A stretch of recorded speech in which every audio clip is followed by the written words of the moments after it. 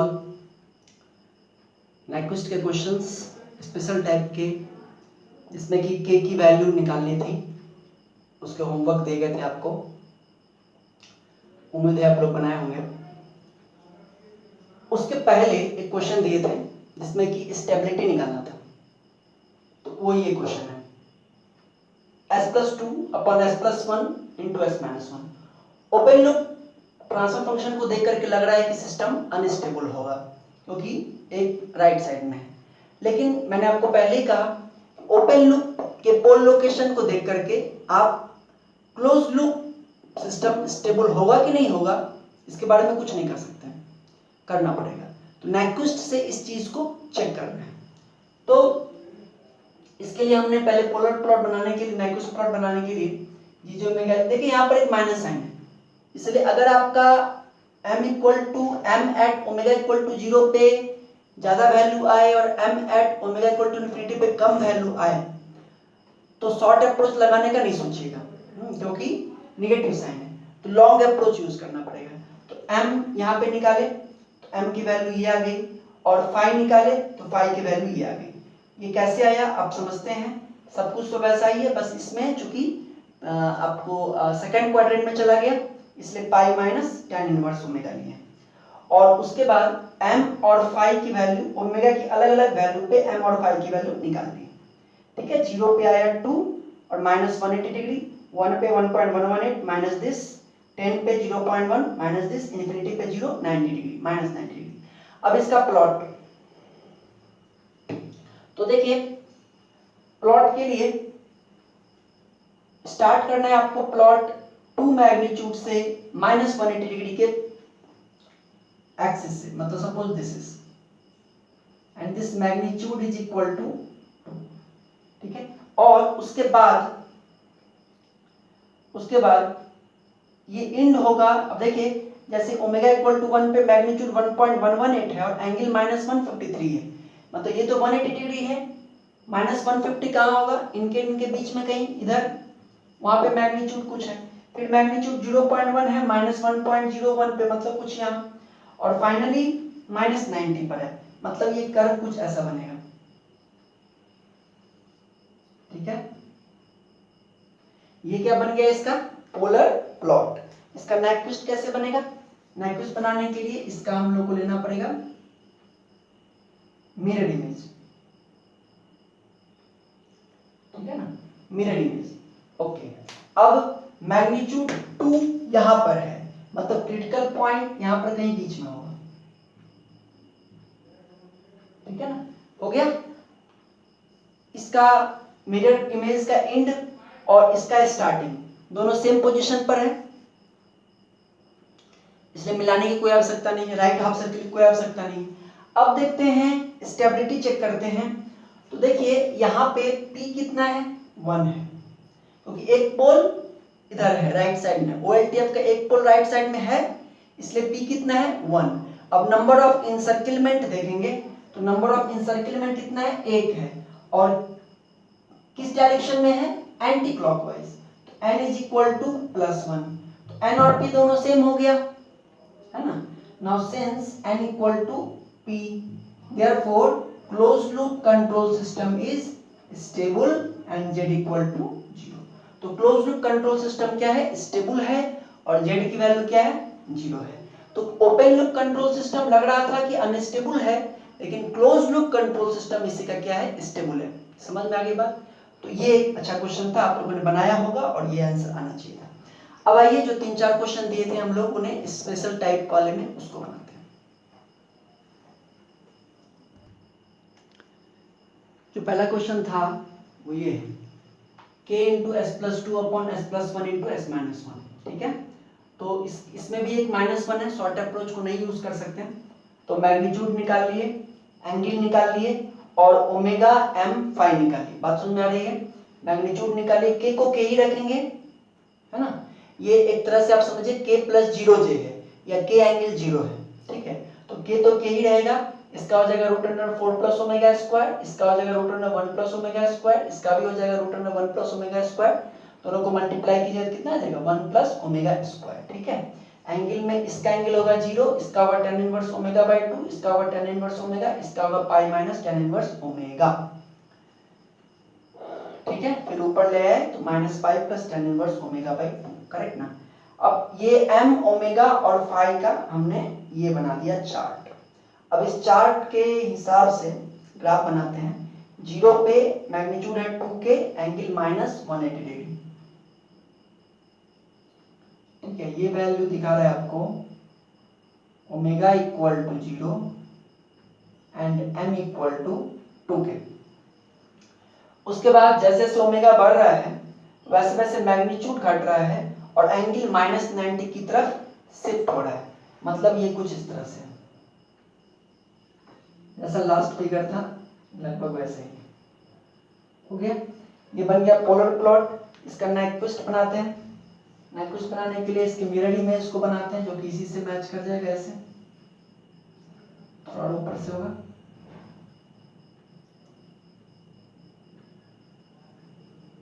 ठीक है, हो गया।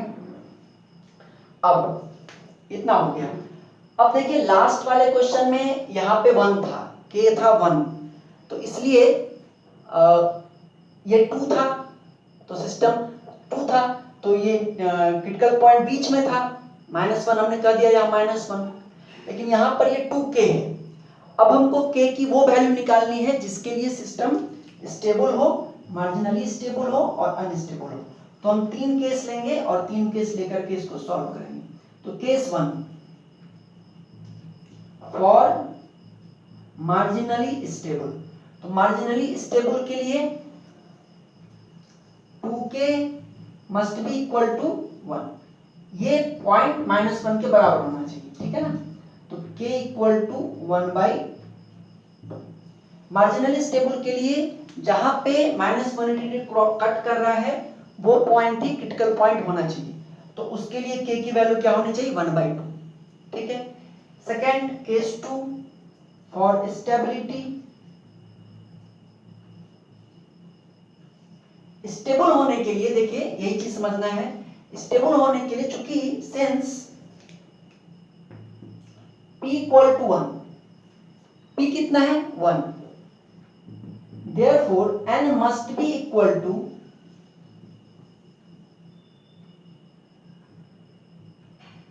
+1। p 1 के बराबर है, इसलिए n को नंबर ऑफ इंसर्किलमेंट को +1 के बराबर होना चाहिए। ठीक है ना, और +1 के बराबर होना चाहिए मतलब एंटी क्लॉकवाइज इंसर्किलमेंट होना चाहिए। और ये तभी होगा जब ये मैग्नीट्यूड 1 से बड़ा होगा, मतलब इसके अंदर में क्रिटिकल पॉइंट लाई करेगा। यहाँ पर जहाँ कट कर रहा है m equal to 2k, that must be greater than 1। समझ में आ रही बात? तभी एक इंसर्किलमेंट होगा और तभी वो np के बराबर होगा और सिस्टम स्टेबल होगा।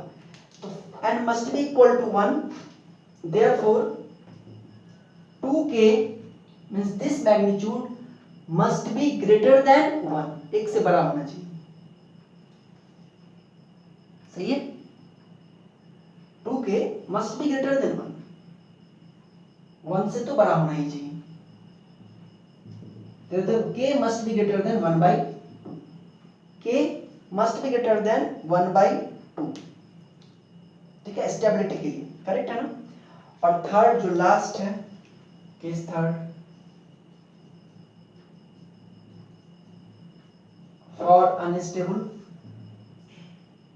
अनस्टेबल के लिए अगर ये मैग्नीट्यूड मतलब मान लीजिए क्रिटिकल पॉइंट अगर यहाँ आ गया, सपोज ये यहाँ पर है, तो n कितना हो गया? 0, और p कितना है? p तो 1 है, तो सिस्टम क्या हो गया? अनस्टेबल। तो case 3 for instability 2k must be less than 1, therefore k must be less than 1/2। Correct, that is unstable. तो ये 3 कंडीशंस हैं और यही 3 इसका आंसर है। ठीक है, अगला क्वेश्चन देखें।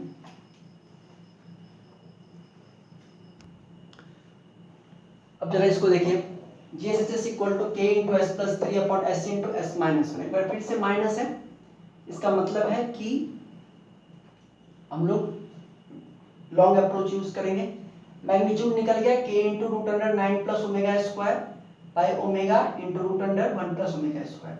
एंगल हो जाएगा इसका 0 डिग्री, इसका tan इनवर्स ओमेगा बाई 3, इसका 90 डिग्री, इसका pi minus tan inverse omega. ये सब हो गया और उस बेसिस पे ओमेगा m फाई का बना दिए। 0 पे m मैग्नीट्यूड है इनफाइनाइट और एक्सिस है -7 to 70 डिग्री, मतलब ये एक्सिस।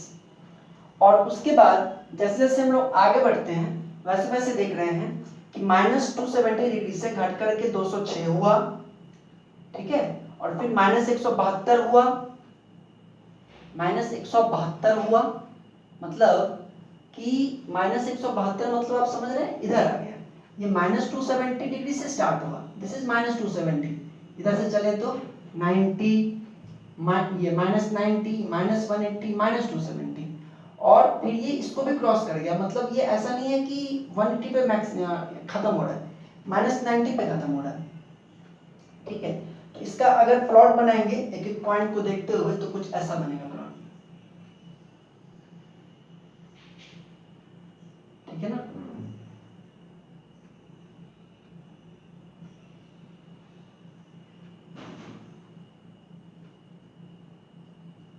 ठीक है, और जब इसका हम लोग मिरर इमेज बनाएंगे तो मिरर इमेज कुछ ऐसा बनेगा।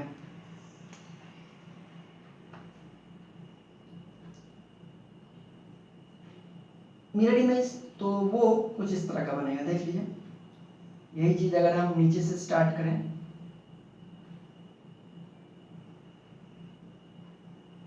है ना,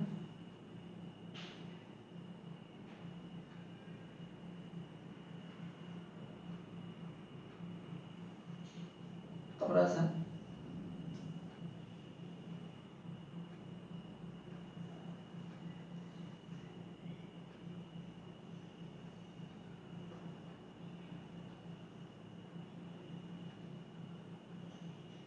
मिरर इमेज थोड़ा सा आपको नहीं लग रहा होगा ये, बट इसको थोड़ा आपको ये करना है, दैट इज,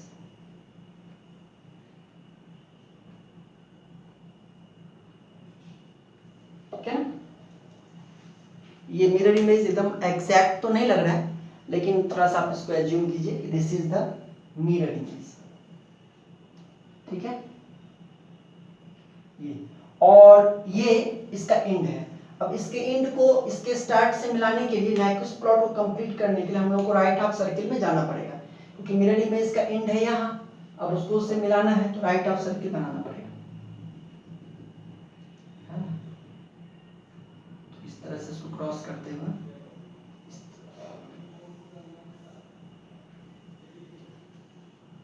ठीक है।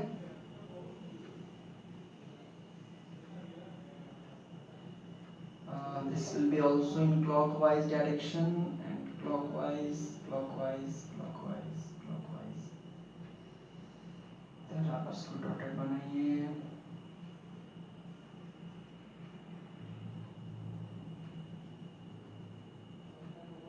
ठीक है,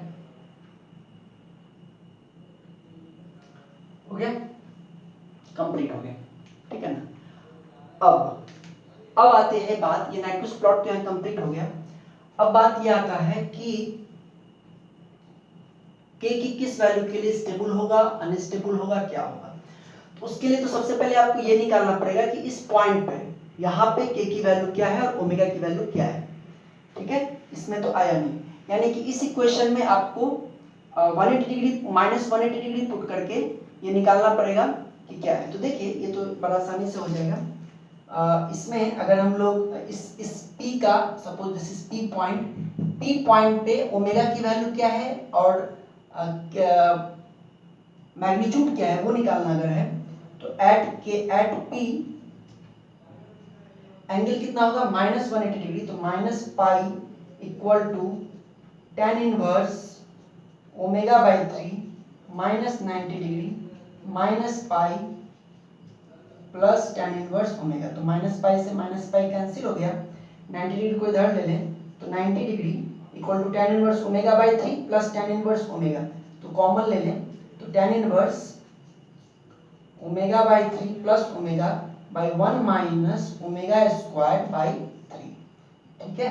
तो tan 90 विल बी इन्फिनिटी, है ना, इक्वल टू ये हो जाएगा 3 omega plus omega 4 omega by ये हो जाएगा आपको 3 माइनस ओमेगा स्क्वायर, ठीक है।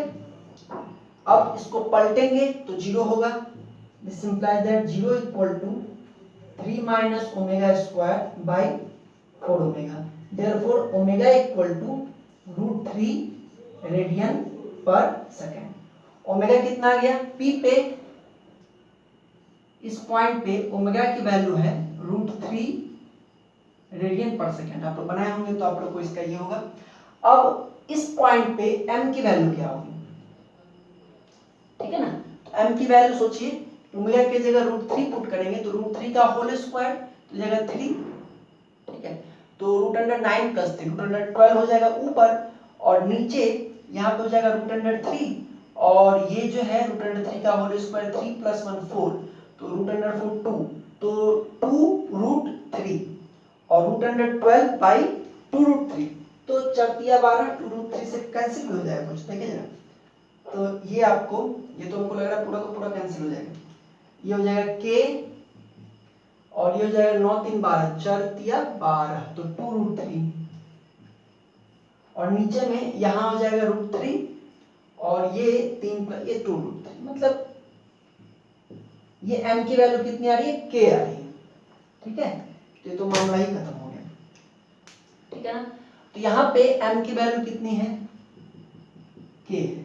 अब देखते हैं 3 केसेस अलग अलग स्टेबिलिटी के, मार्जिनल स्टेबिलिटी के और अनस्टेबिलिटी के। तो देखिए m इक्वल टू k आ गया यहाँ पे। अब हम लोग देखेंगे कि किस किस वैल्यू के लिए ये सिस्टम अपना स्टेबल होगा, किस वैल्यू के लिए अनस्टेबल और किस वैल्यू के लिए मार्जिनली स्टेबल। तो केस 1 लेते हैं,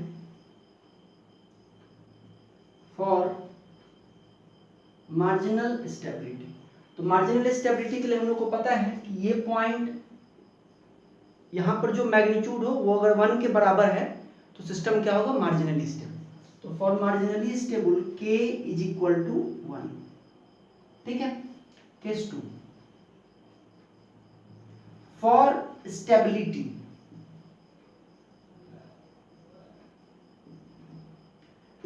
के लिए, देखिए ध्यान से, स्टेबिलिटी के लिए इस सिस्टम में देखिए, स्टेबिलिटी के लिए n को p के बराबर होना चाहिए। Number of encirclement should be equal to number of poles of open loop transfer function to the right side of j omega axis. तो यहाँ पर p कितना है, यहाँ पे p = कितना है, 1, है ना।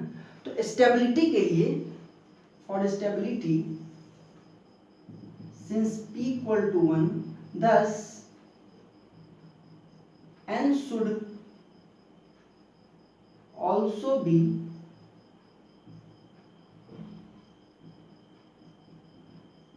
equal to 1, n को भी 1 के बराबर होना चाहिए, ठीक है।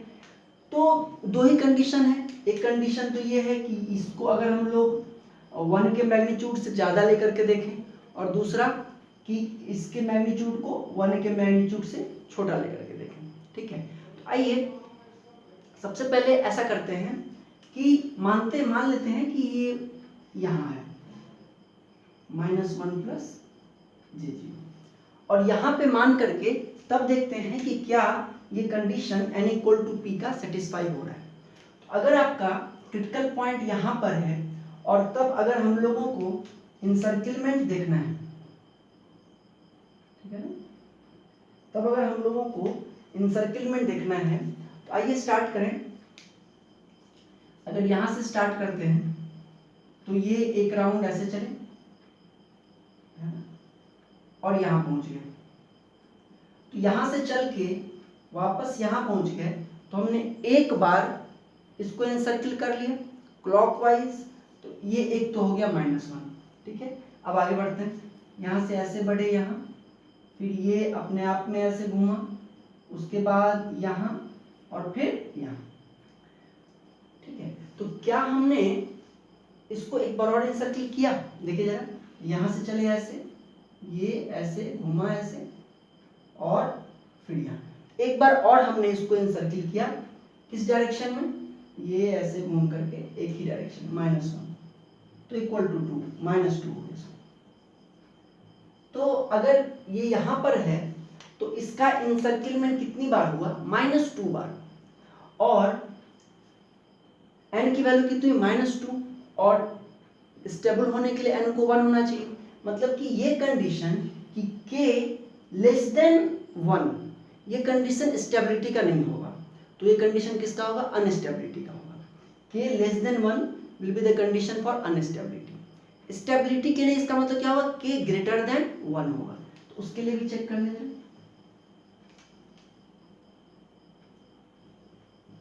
सपोज क्रिटिकल पॉइंट यहां मान के देखते हैं और तब फिर चेक करते हैं कि सिस्टम स्टेबल है कि अनस्टेबल। आप सोचिए,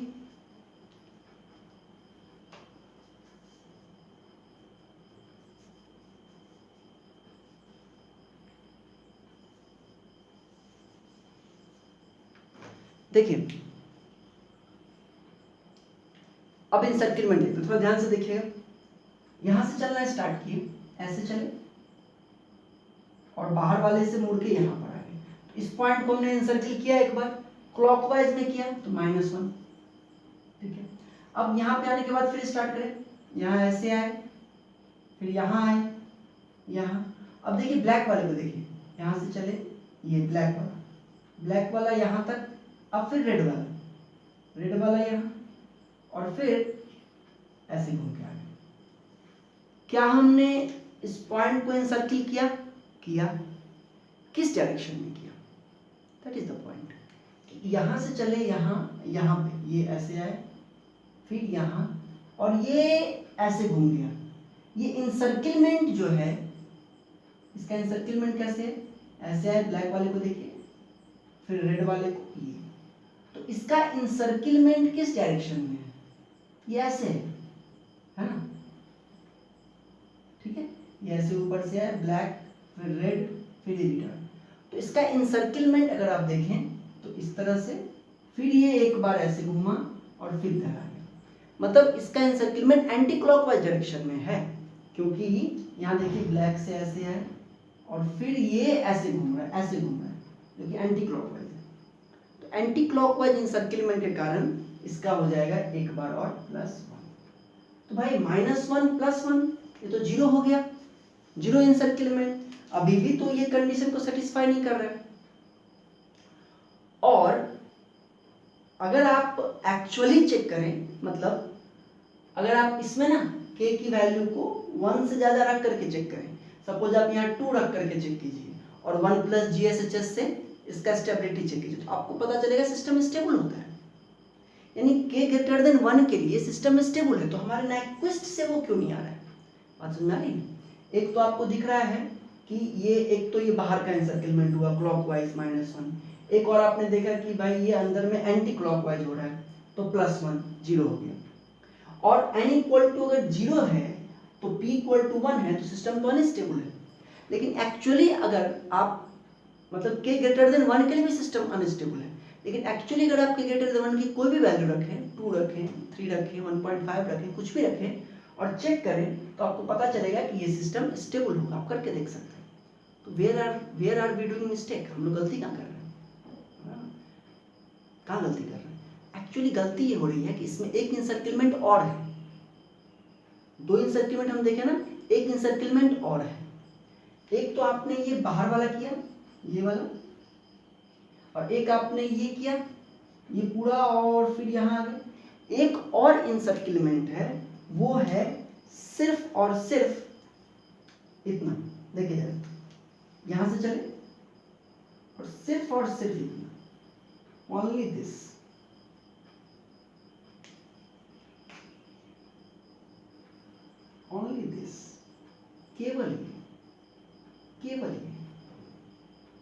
केवल ये एक और इंसर्किलमेंट है जो कि एंटी क्लॉकवाइज डायरेक्शन में, जो कि इसको +1 बनाता है।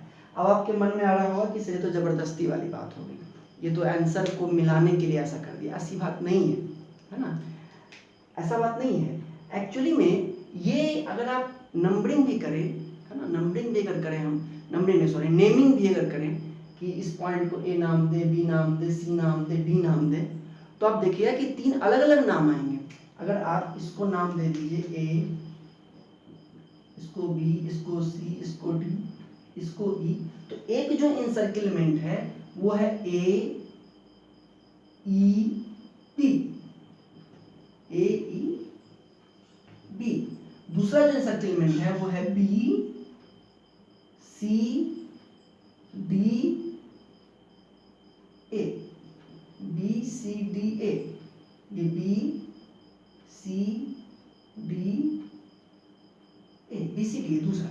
और तीसरा एक और है ये सी डी,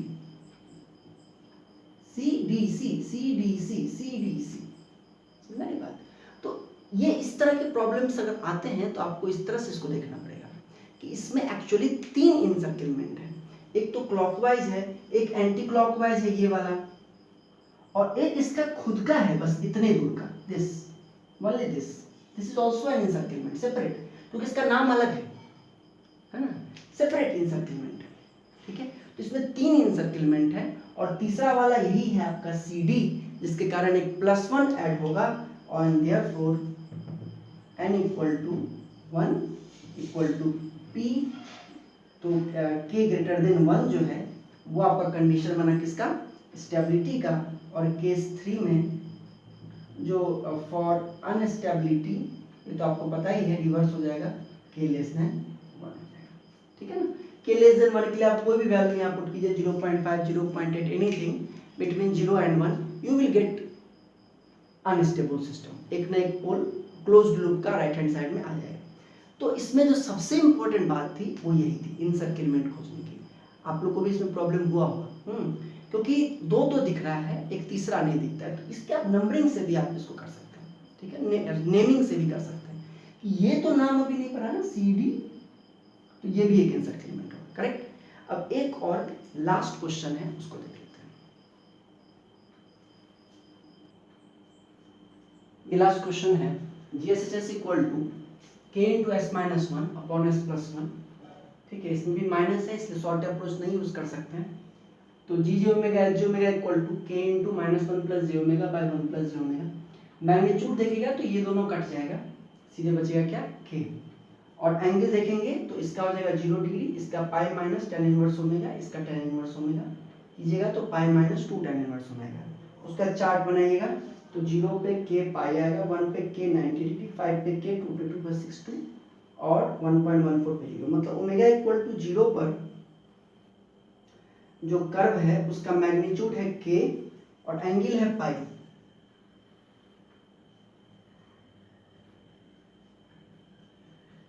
ठीक है, उसके बाद जैसे जैसे ओमेगा बढ़ा रहे हैं वैसे वैसे देख रहे हैं कि 180 डिग्री से 90 हुआ, 22 हुआ, ये हुआ 0 डिग्री हुआ, है ना। और इनफाइनाइट ओमेगा पर भी मैग्नीट्यूड कितना है, k ही है, मतलब जितना दूरी इधर उतना ही दूरी इधर।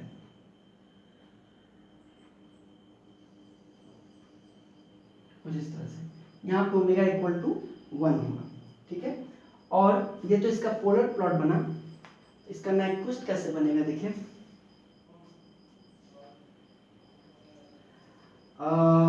मैग्नीट्यूड तो सब जगह मैग्नीट्यूड सेम है ना, एवरीवेयर। इसका मतलब ये एक सर्किल का फॉर्म लेगा, हर जगह मैग्नीट्यूड क्या है, सेम, ठीक है ना, हर जगह मैग्नीट्यूड k है, यहाँ भी k, this distance would also be k, this also k, this also k, everywhere it is k।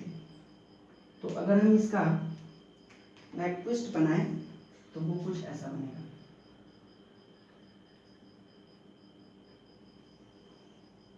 ठीक है। फिगर तो थोड़ा सा ये हो गया, तो समझिए कि क्या बात है इसमें, ठीक है। फिगर तो ये हो गया और ये कैसा होगा, ऐसा होगा, ऐसा, ठीक है। और इसका रिटर्न कुछ इस तरह से, ये बन गया इसका नाइक्विस्ट प्लॉट, ठीक है ना। अब कंडीशंस, तो case 1 for marginal stability, marginal stability के लिए क्या होगा, इस पॉइंट को 1 के बराबर होना है, तो k equal to 1। Case 2 for stability. अब देखिए ओपन लूप ट्रांसफर फंक्शन के कोई भी पोल राइट साइड में है क्या? नहीं, p इक्वल टू 0। तो स्टेबिलिटी के लिए n को भी क्या होना चाहिए? 0 होना चाहिए। हम यहाँ पर देख रहे हैं कि एक क्लॉक अगर हम मान लीजिए क्रिटिकल पॉइंट को यहाँ माने, मतलब कि k ग्रेटर देन 1 माने, ठीक है ना, स्टेबिलिटी के लिए, तो ये तो एक इंसर्किलमेंट कर लेगा इसको क्लॉकवाइज, -1 हो जाएगा n। लेकिन स्टेबिलिटी के लिए n को होना चाहिए 0। n 0 तभी हो सकता है जब क्रिटिकल पॉइंट कुछ इधर हो, है ना, -1 प्लस j0। जब -1 प्लस j0 क्रिटिकल पॉइंट इस तरफ होगा तो नंबर ऑफ इंसर्किलमेंट क्या होगा? 0 होगा, और तभी हमारा सिस्टम क्या होगा? अनस्टेबल होगा। तो therefore n should be 0 and this is possible if k is less than 1। अगर k क्या हो? 1 से कम हो। और case 3 for instability k must be greater than 1। Instability के लिए k को क्या होना चाहिए? 1 से बड़ा होना चाहिए। तो ये कुछ क्वेश्चंस हमने किए नाइक्विस्ट के, और इसके साथ नाइक्विस्ट का ये पार्ट आपका खत्म हो गया। इसका एक और पार्ट है, मतलब सब्जेक्टिव पार्ट है, gain crossover frequency, phase crossover frequency, gain margin और फेज मार्जिन। तो नेक्स्ट क्लास में हम लोग उसको कंप्लीट करके नाइक्विस्ट को खत्म करेंगे। ठीक है, थैंक यू वेरी मच।